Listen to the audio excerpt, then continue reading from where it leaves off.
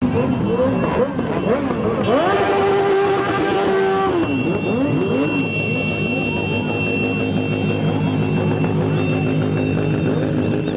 these are the latest scenes from Ennnerdale here this morning. More tyres have been brought in as residents say they will continue with their action here on the streets on the corner of James Street here in Ennnerdale. We just turn towards this direction where you see more of the tyres that were brought in, closing off this street in its entirety.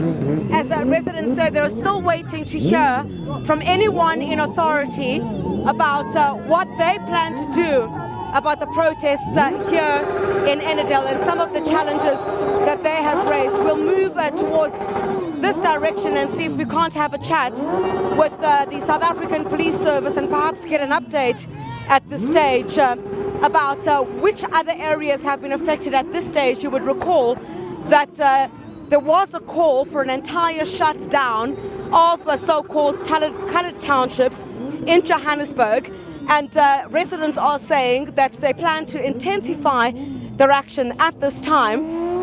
Shots that you're seeing at the moment are of community members who continue to blockade this particular street and say they will continue with their action at this stage. We're going to chat just very shortly to Kay Makubela from the South African Police Service here in Gauteng. Babu Kay, if you could just join us this direction, please. Thank you very much for your time this morning. Just an update.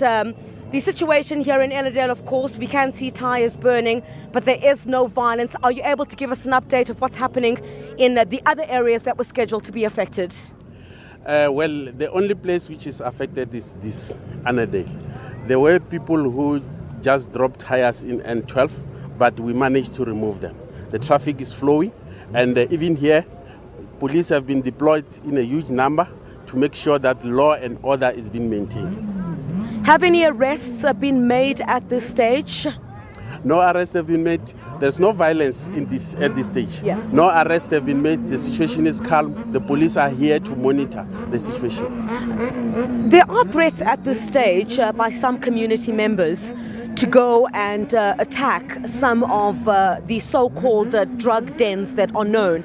Just a few moments ago, one of the community members was speaking to the police and had basically asked them to be escorted because they say they know who these drug lords are. What is the plan of action from police going forward, given these recent threats?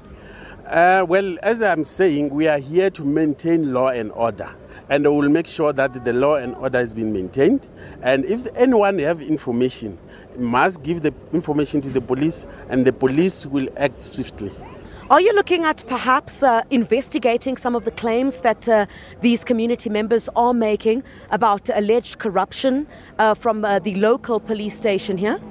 Everybody can make an allegation about any person, but if you don't report that allegation so that we can investigate it. But they say they've reported these things. They've got the case numbers. If they got the case numbers, they can give the case numbers. We will follow it up and see how far with the investigation. Right. Yeah. Another parts as well towards Reicha Park, some of those areas as well, those have not been affected according to what you're saying. Do you have any indication within this particular area that's been affected here this morning?